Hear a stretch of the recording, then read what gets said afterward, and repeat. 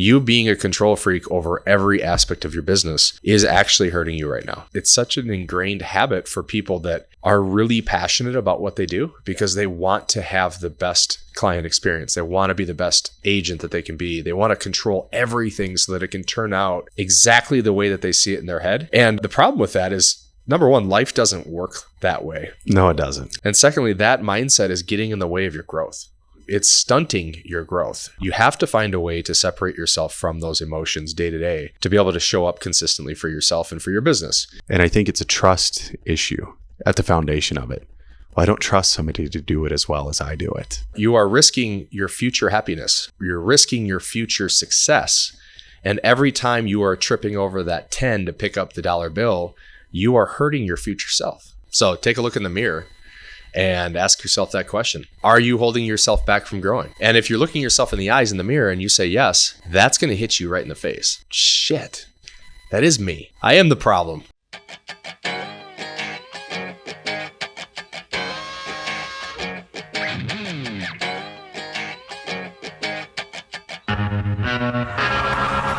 Well, I'm packing up my game and I'm head out west.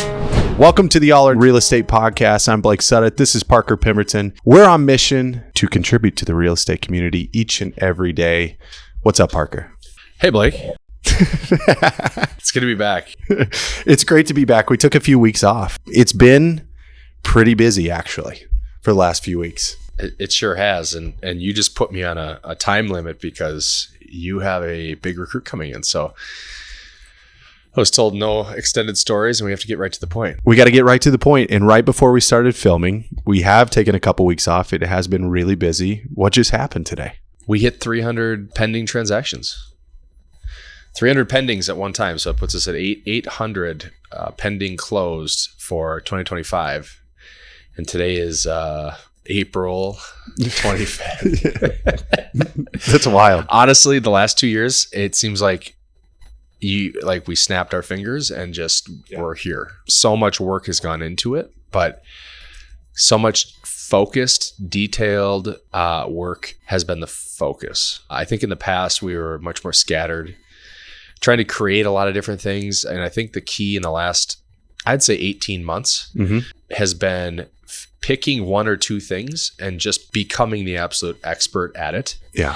And then moving on to the next thing and doing the same thing over and over. It's very, very true. And I wanted to ask you, we talked about this at the gym today, but you shared that text that John had sent over to you. And I don't know if you wanted to kind of share what that is, but just that quote or whatever he sent you, that was pretty good. It's like very relevant to this about just staying on task. John's filled with these, right? Time on one task over a sustained period of time will always win over the next greatest innovation or idea.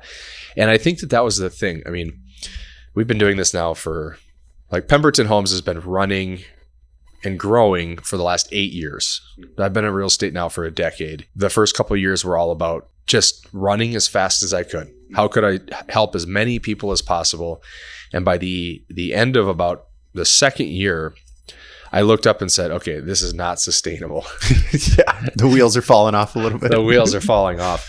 This talk's going to be a little bit of a lesson in control management, delegation, your value of your time, because I like to share those stories of the early days in my career with the agents on our team about how I was a control freak and how I got over that. It's such an ingrained habit for people that are really passionate about what they do because they want to have the best client experience. They want to be the best agent that they can be. They want to control everything so that it can turn out exactly the way that they see it in their head.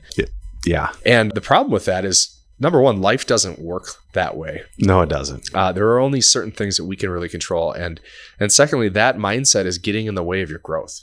It's stunting your growth.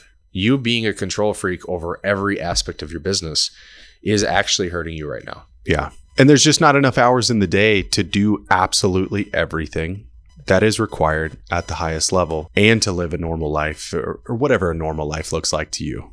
Right.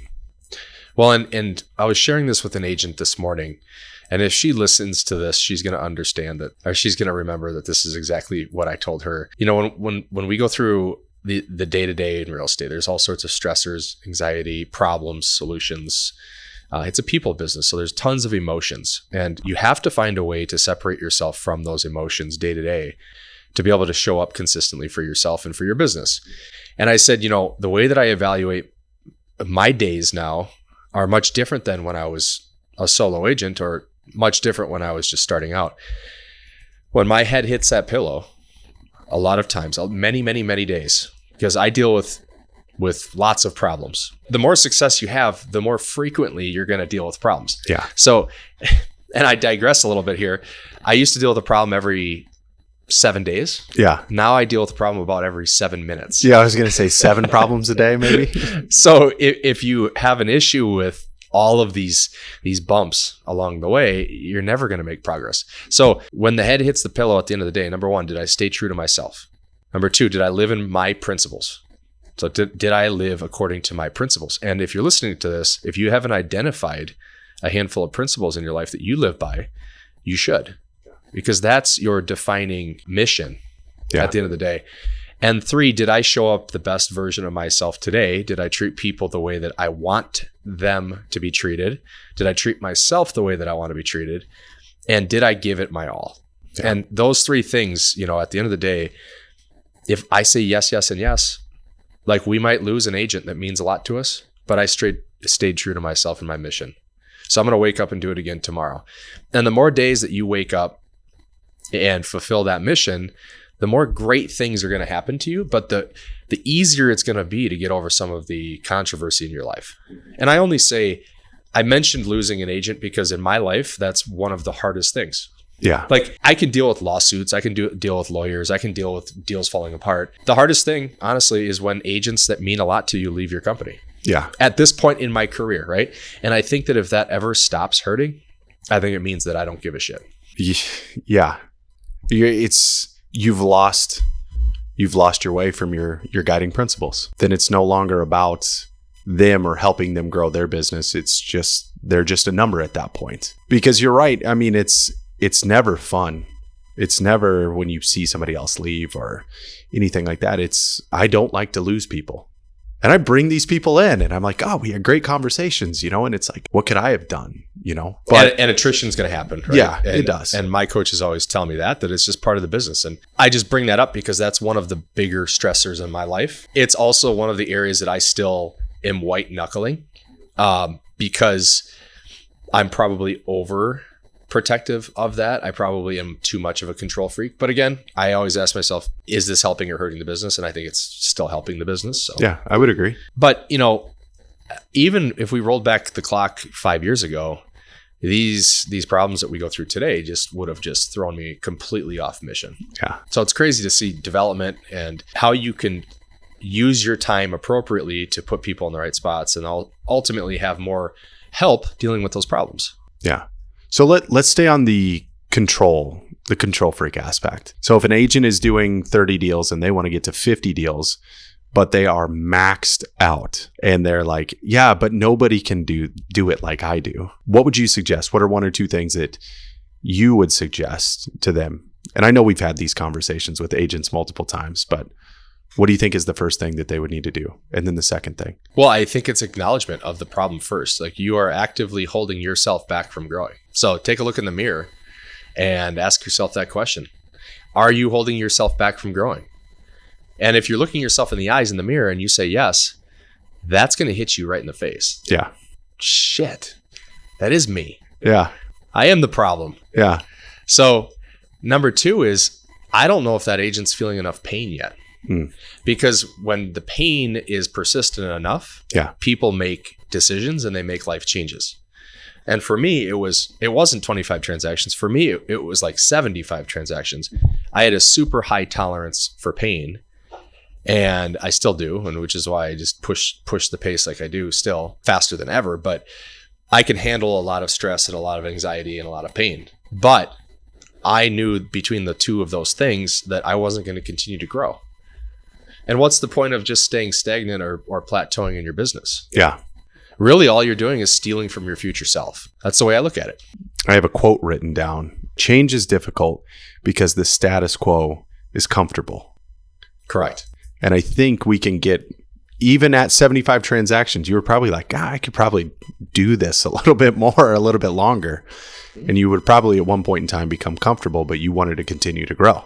Mm-hmm. And I saw the writing on the wall. I also looked around the industry and I said, well, why is it pretty rare that no solo agent sells more than about 150 homes individually each year? Mm-hmm. Well, that's like the governor in the marketplace. There's two or three people that I know of that actually do that still. Yeah. And there are definitely some downsides to that in their life, which is totally their choice, right? But for me, I got a really good foundation here. I figured out how to generate a lot of business. This is a tremendous opportunity to grow and to do it at a time where we're in a advantageous market. So the first thing that I said was, what is the thing that is holding me back the most? And it was just the transactional work. And instead of going and hiring a TC, like a remote TC, I just made the full step of just going to hire an assistant. Yeah. And I don't know if in hindsight, if I'd go back and do that differently. I mean, you can run 75 transactions times $400 and figure out if that's the cost of an assistant or not. Yeah. You know, certainly at 100 transactions, it makes more sense to hire somebody in-house. Yeah. But once I got that off my plate, I could continue to run fast. And I knew the number one place for me to spend my time was lead generating, because that's what was creating all the business. Yeah. Then it was, we'd get home, it'd be 8, 9 o'clock at night, and I'd be like, oh, I didn't market myself today. Yeah. 4 or 5 days goes by, I sell a bunch of homes, but shit, I'm not doing anything for my future self. Yeah. If you're catching my drift here, I think about my future self all the time. And I think about the future self of the business all the time. And I tell Liz this, I'm trying to see around the next 2 to 3 corners. Mm-hmm. And everything that we're doing and every decision we make is about a company that's around the next couple of corners. Yeah. It's not for today, because I want to know that we're making decisions that allow us to scale and grow. This is why I always end up in rooms that I don't belong in and with people that make 10 times as much money as me, because I know that being around those environments is going to give me the secrets to what comes next. Because they've seen around those corners. They've been there, they've done it, they've failed, right? And they've succeeded. Marketing help was the next. And so we brought marketing in-house. And then from there, lead generation continued, business generation continued. We started to bring on some agents. And that was the early day of Pemberton Homes. Yeah. Started with how many agents? Well, it was Steve, myself, Liz, and Nicole. Yeah. And at the time, I mean, Steve and I were bringing in about, to be fair, 15 to 18 million a year each. Nicole was doing, 15 million, I think, 12 to 15 million. So we were this powerful small team. Yeah. Right. And I love but mighty. I love seeing that from people. We're small but mighty. Yeah. No, you're just overworked. You're holding yourself back. Yeah.